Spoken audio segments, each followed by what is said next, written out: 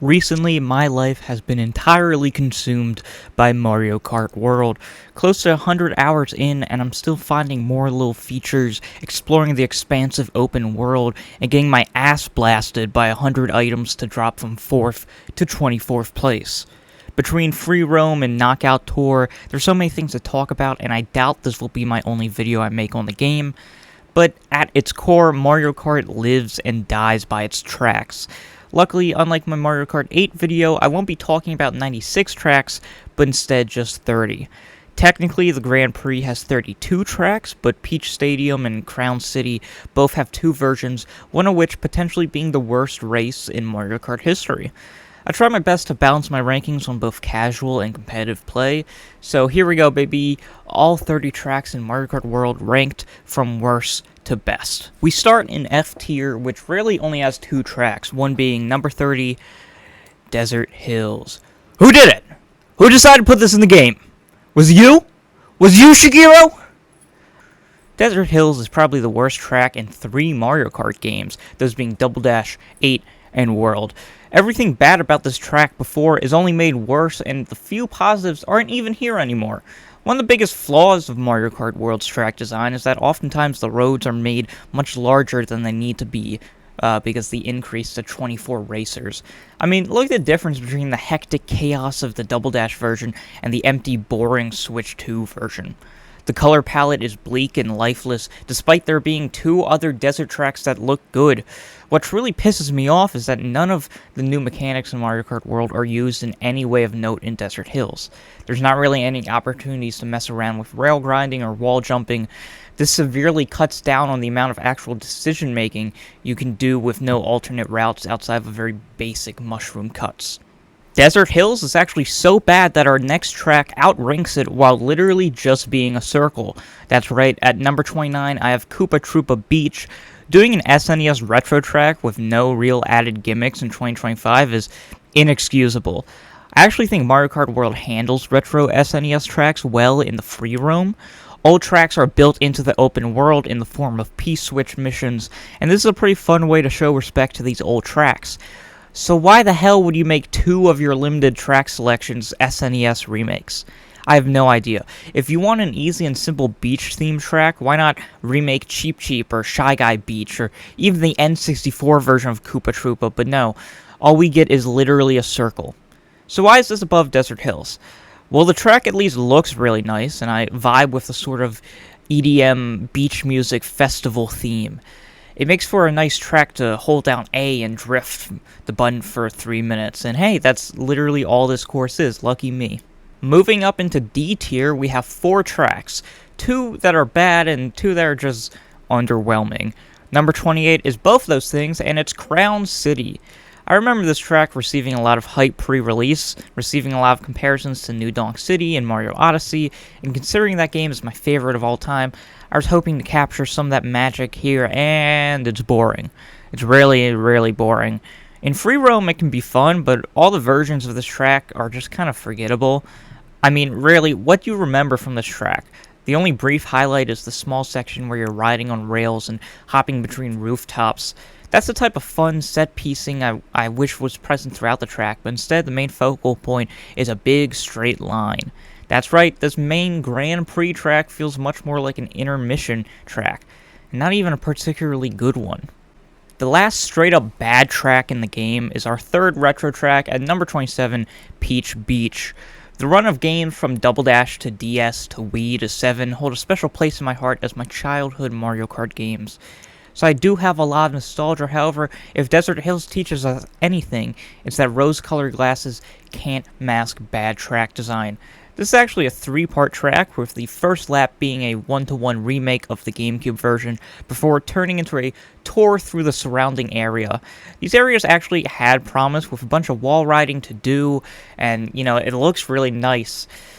But then you realize it's faster to just go down the middle, and that kind of ruins the whole appeal. This honestly feels like a mediocre city track from Tour or Mario Kart 8 Deluxe. At least there's Cataquacks. Sexy Cataquacks. Number 26 is an original track, Starview Peak. Every track from this point on is at least okay, and Starview Peak is one I really wanted to enjoy. Visually, I love it with the road you drive on, then the water section both looking incredible, and the Mario Galaxy theming had potential. But sadly, both as a design and theme, this course just kind of falls flat. It just doesn't have anything going on, just driving on roads with very little opportunities for shortcuts, and the worst part is that it doesn't even go in fully with the Mario Galaxy theming, half-assing it and fumbling what should be a slam dunk course, but instead just ends up being one of the most forgettable tracks in the game.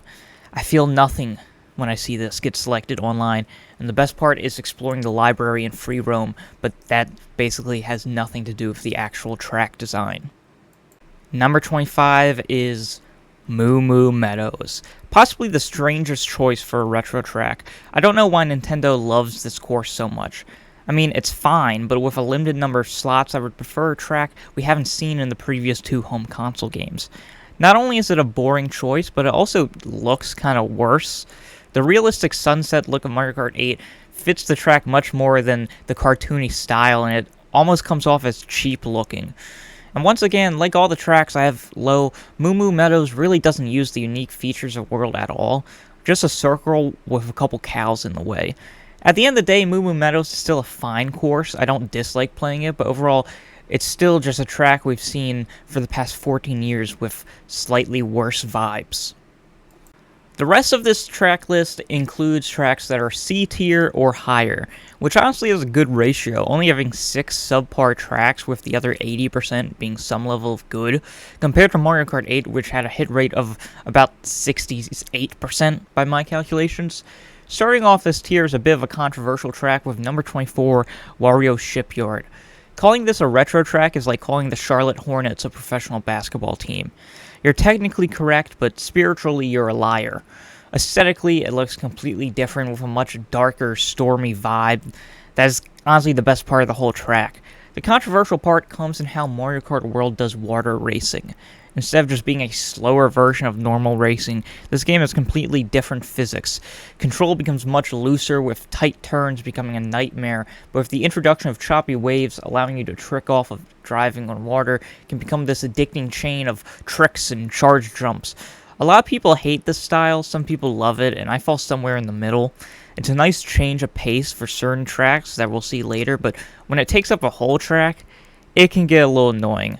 Wario Shipyard is almost entirely water racing, which severely kills my enjoyment over time, and this course could desperately use a couple more land sections. Number 23, Mario Bros. Circuit. The first track you encounter in a Mario Kart game, it's always going to have a low ceiling when it comes to a ranking. However, this course really isn't half bad. Theming-wise, it's one of my favorite ideas for the course in franchise history. Instead of just being a grassland or stadium level, instead we have this Radiator Springs-like Desert Valley track. It's the first stop on the Grand Prix, and already the developers are telling you this game is going to be different. Mario Bros. Circuit also has a difficult task of introducing the new mechanics while still having the focus be on just being a regular race course. There are a couple rails to grind on, but they don't really add much compared to the top half of the list. There's a fun little shortcut you can do at the beginning of the lap by charge jumping over some tires to take a sharp turn on rails. It's definitely a good track, but nobody's going to be particularly excited to see it online. Number 22 is Mario Circuit. Great job with having basically the same name for two tracks, Nintendo. After I spent an unreasonable amount of time bitching about having an SNES course as one of your 30 tracks in the game, you might be thinking, hey, maybe this guy's a hypocrite. And you'd be correct. Anyway, Mario Circuit has two things going for it over Koopa Troopa Beach. One, it's not a fucking circle. And two, they actually did something slightly more interesting with this version. See, this isn't just one track, but 3 Mario Circuit tracks from the Super Nintendo crammed into one long track. This gives the layout much more variety than if they chose just one course to base it off of. In a game filled with crazy levels and in-depth mechanics, it can be a nice change of pace to have a track focused solely on taking tight lines and using your items in a smart way. That being said, there's still only so much credit I can give a flat track from the 90s. Honestly, C tier is kind of the ceiling. Number 21 is Dandelion Depths. This course just kind of lacks an identity. It goes for this woodland fantasy aesthetic, but also has these rustic metal roads you drive on. It just doesn't feel particularly cohesive as a track and leads to kind of being boring and forgotten about when I'm not playing on it. When I am playing it, however, it's fun. I have no real problems with how the track is designed or the actual experience. It has one of my favorite water sections of any track. This low cave section is genuinely beautiful, and the water driving doesn't overstay its welcome. Honestly, the fact there are 20 tracks better than this, pretty good. One shows just how much of a banger track list Mario Kart World has overall. Entering the top 20 is yet another retro track with Choco Mountain. What a weird remake of a track that got a pretty solid adaptation of Mario Kart 8. The Chocolate Mountain theme has been completely replaced with a sort of monster truck stadium setting. It's definitely a more interesting course, but also an odd one. It definitely is overshadowed by a much more exciting stadium theme track that we'll get to later, but when playing with a full online lobby, this track is really fun. The course is much less wide, leading to some very frantic moments. One part literally funnels all 24 racers into a super tight opening, so if you drop a bomb, you can wipe out like half the lobby. On top of that, there's plenty of hills and winding turns that just make this track feel like a classic Mario Kart track, which amid all of the fancy tech and all the other courses, it's important to have a sense of variety, and having just a nice, solid, again, classic track is good. It's a good track. I don't know fucking what else you want me to say. It's Choco Mountain. Are there any Choco Mountain stands out there? I don't think so. Fuck Mario Kart 64. Moving up to our biggest tier yet, with 8 tracks in B tier, although our first track is more C++ tier, with Peach Stadium. This is number 19, by the way. This track is deceptively simple. It starts off very basic, with Peach's castle being turned into a highway racetrack, which, despite being a national security nightmare, is a fun setting to do some crazy parkour and alternate routes in the later section. I also fuck with a track with verticality. Going up a course gives it this sense of progression that goes beyond just doing a flat track 3 times. The more I learn this course, picking up on alternate paths and figuring out all the strategies, the higher and higher it raises on my rankings. So, who knows? Maybe by the end of this game's lifespan, it will reach the top 15, maybe top 10. Number 18 is DK Pass. This track kind of finishes our trilogy of entries that just feel like classic Mario Kart. I'm a sucker for snow-themed levels in video games, and I'm definitely showing my bias, but I don't care. This track is just pure fun. The constant winding turns makes even the least interesting sections engaging. I was fully prepared to place this one in C tier. I mean, it's not a massive improvement from the DS original. Then I learned you could trick off this pole for a shortcut, so that's pretty cool. Oh yeah, and you can also trick off a tree, and then this other tree, and then wall run, and holy shit, the tech in this game is just so fucking cool. This list can really be divided into 2 halves. The part of the game that doesn't use wall and rail running, and the Giga Chad part that's essentially just the game going, hey, check this out. And DK Pass is the first course that really scratches the surface of the insane stuff you can do in this game. Number 17 is one of my most hyped courses pre-release. It's Faraway Oasis. I love the Savannah Lion King aesthetic. This is kind of similar to DK Pass.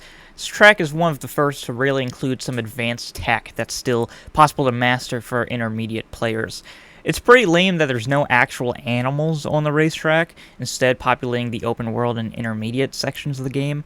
There's a water section that is entirely avoidable if you're good enough. There's this really cool trick where if you trick off of a guardrail into the water, and if your spacing and timing is right, you can bounce out of the water onto another rail to take a tight turn. These kind of alternate routes are what take a decent track and elevates it to a great one. Some people even put this track in the top 10 because as one of the only shortcuts they're actually able to execute. However, as a pro gamer that totally doesn't suck ass at this game, I just don't think Faraway Oasis is quite interesting enough to crack the top half of the list. Number 16 is Boo Cinema. This course is pure cinema. Okay, I'll be seeing myself out. Aesthetically, this might be my favorite course in the game. The spooky movie theater theme is perfect for Mario Kart. Driving through the lobby and the entrance before shooting into the actual film screen never gets old. And driving on film reels and the countdown before you enter are really nice touches. The charm of this track never really gets old. The problem, however, is that the track design is kind of nothing. It's basically none of the effort that went into the look and feel of the track went into the actual design.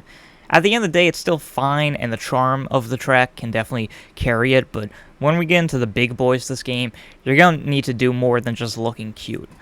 Although, the costumes this part of the game gives you are some of my favorites. Number 15 is Sky High Sundae, possibly the greatest upgrade in Mario Kart history. Initially, this selection left people baffled. Not only was this track in the previous game, but it also sucked ass. However, unlike Desert Hills, Sky High Sundae actually proves its worth by giving the course a 2000s teen movie-style makeover.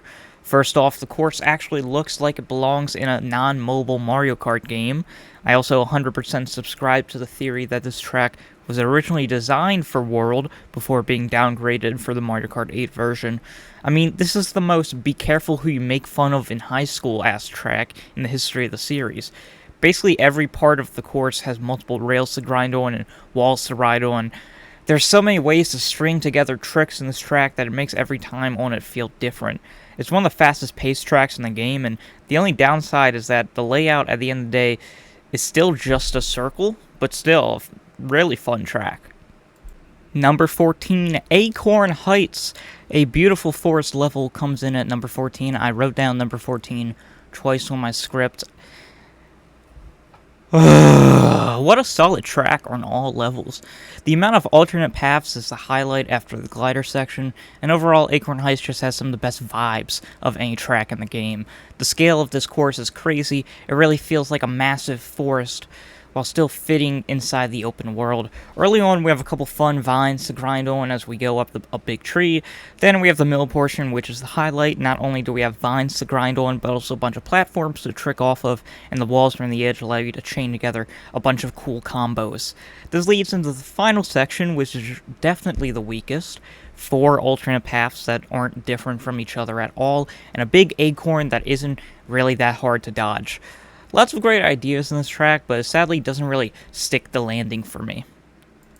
Number 13, Airship Fortress, The Prodigal Son, possibly the most requested retro track, finally makes its return.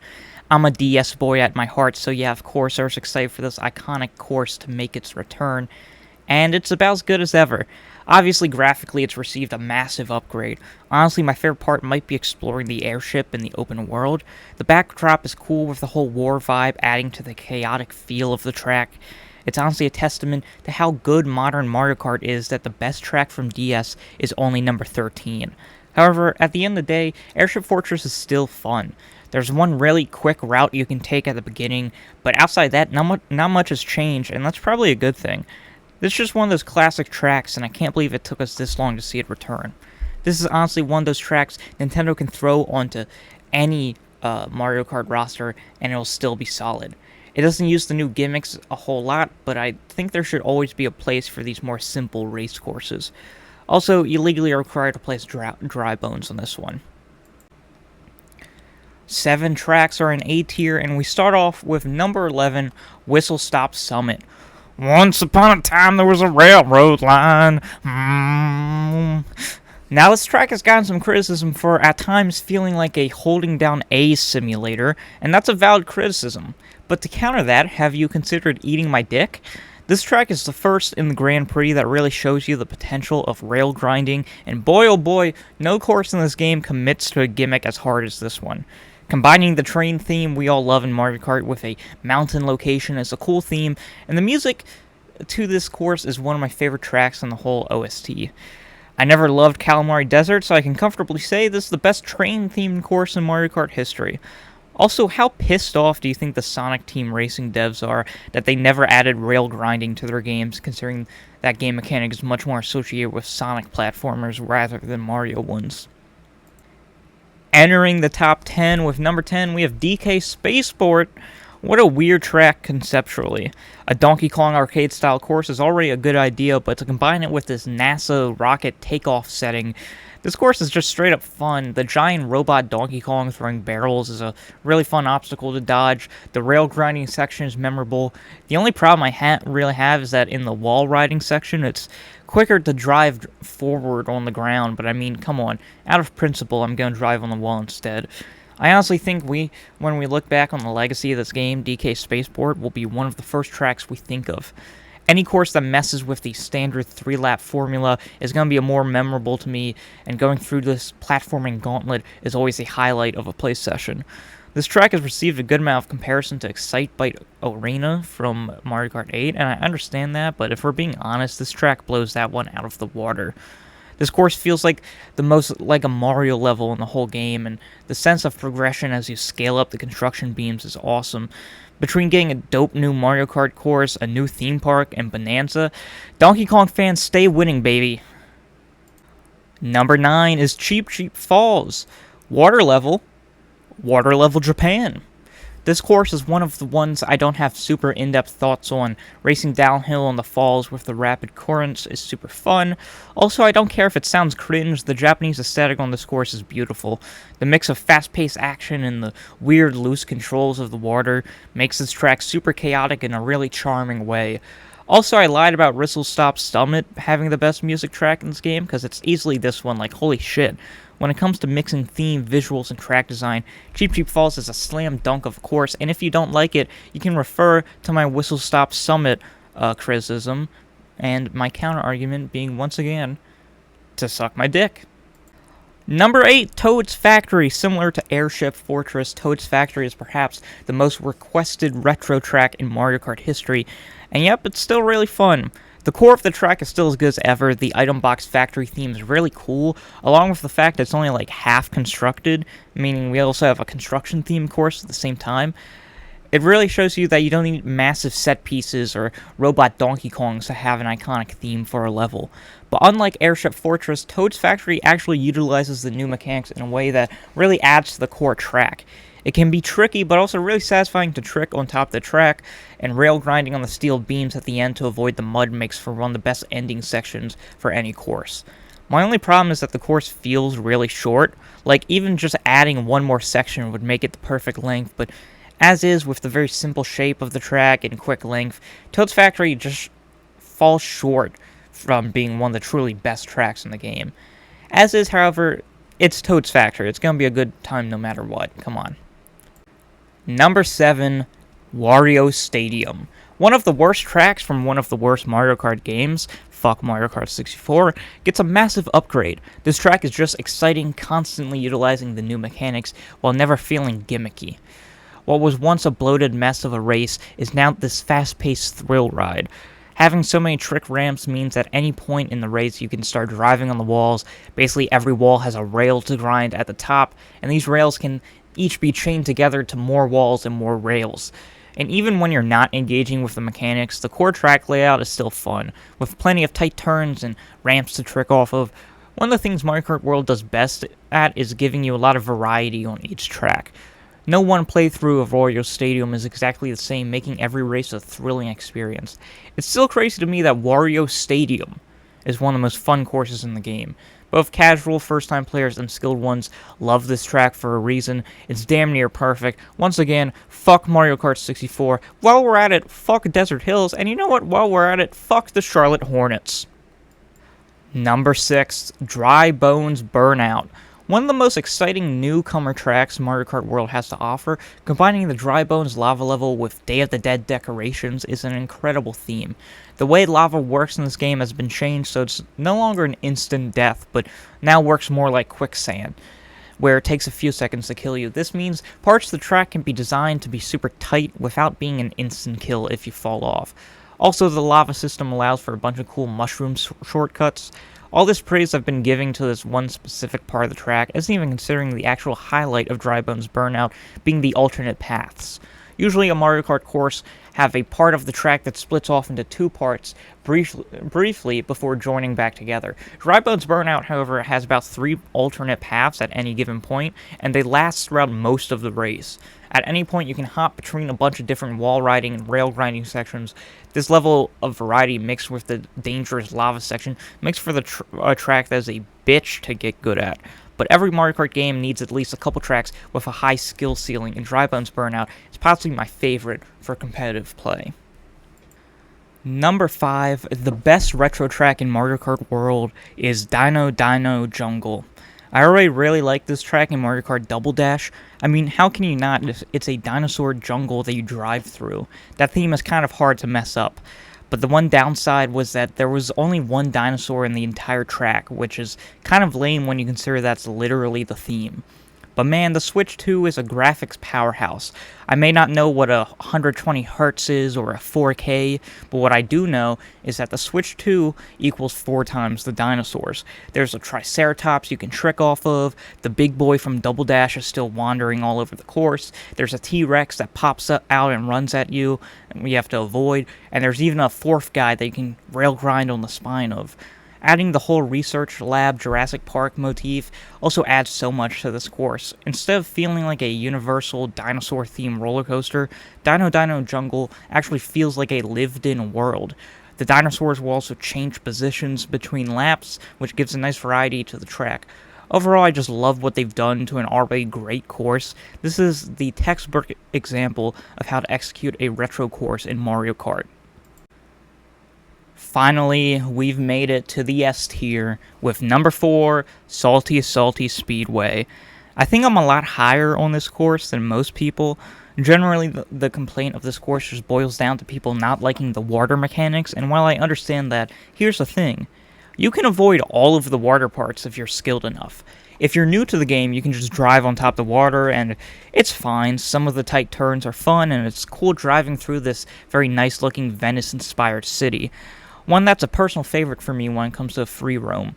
But the game will reward you for engaging the mechanics and experimenting with a much quicker path up top. Zooming past people as you figure out how to jump from wall to wall, doing tricks off of trees, and finding this hidden glider section is some of the most fun you can have in this game. It doesn't feel like there's any one way to engage with the course. In a game that's identity revolves around the concept of freedom and exploration, Salty Salty Speedway embodies this sandbox feel better than any other track in the game. The fact we still have 3 whole courses left is just insane, because this could easily be the best track in basically any other Mario Kart game besides maybe Wii and Mario Kart 8. Number 3, Bowser's Castle. Bowser's Castle has, to me, never really been a highlight of any Mario Kart game. Basically, all of the castle tracks in Mario Kart 8 were either okay or decent. But here in World, Bowser's Castle has finally lived up to its potential. The course feels hectic and dangerous, like you're actually playing the final boss of a video game. Aesthetically, Bowser's Castle has never looked more menacing. This track also utilizes motion lines to really make you feel like you're going faster than any other part of the game, at times reaching F-Zero levels of pure speed. You open up going through this cool industrial part where there's a crazy shortcut you can pull off if you can reach the grind rail and trick off the sign at the perfect time to completely clear a massive portion of the track. Then you shoot up into the sky where the speed combined with narrowness of the road makes for some super tense gameplay. We have this massive Bowser statue that's one of my favorite set pieces in the entire game. All of this combines for easily my favorite Bowser Castle in the entire series. The combo of aura and difficulty makes for a certified banger, and one that Bowser desperately needed, because honestly, his tracks in Mario Kart were kind of on fraud watch before this. Number 2, there's Death, Taxes, and Rainbow Road being better than Bowser's Castle. Some things are just inevitable. Let's get this out of the way. This is the best any Mario Kart track has ever looked. The actual road has this badass stained glass look. Some have criticized this version of Rainbow Road for basically having no rail grinding or wall racing sections, and while I get that, and I wish those mechanics were used, but to counter that, have you ever heard of the word aura? Because this version of Rainbow Road has more aura than any Mario Kart track in the series. Flying straight up from Peach's Castle as one of the best music tracks when the game starts to play, there's this absolutely magnificent water section that doesn't overstay its welcome. Then there's a space station section reminiscent of Mario Kart 8. As you glide to this part of the sky, turns to the blackest black you've ever seen. This course truly feels like a celebration of all the rainbow roads that come before it. It's a marathon of a track with like 5 distinct parts. There's a train that flies by with a bunch of references to the previous courses.